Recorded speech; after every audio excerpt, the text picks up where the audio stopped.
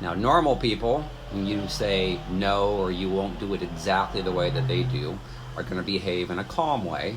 No big deal. But people who operate in the Jezebel spirit will be very angry if you don't do things exactly as they tell you to do them.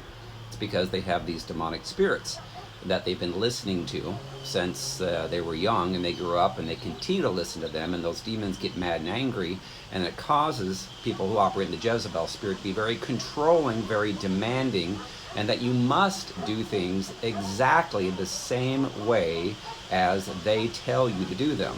So when you don't do them in that same way, then they will be more intimidating, more angry, more bitter, and they will try to make your life miserable until you finally say, okay, I've had enough of this, and you start to pull away from them.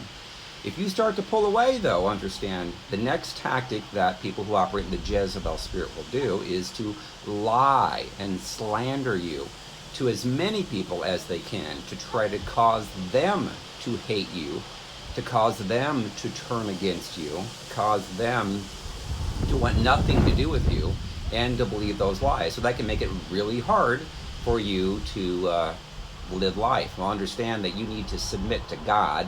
Do not submit to anyone that operates in the Jezebel spirit, because ultimately God's justice will be paid back to them for what they're doing.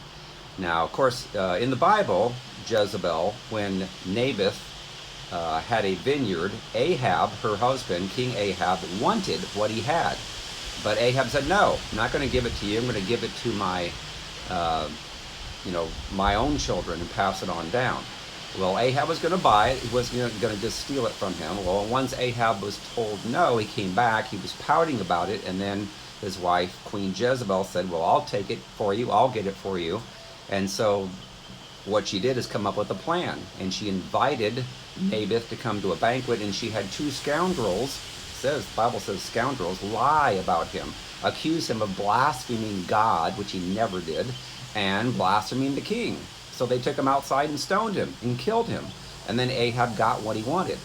And so it's very tragic, of course, that Naboth lost his life. But we are never to tolerate Jezebel. The Bible says that in Revelation chapter 2, verses 18 through 23, that we are not to tolerate anyone that operates in that spirit of Jezebel.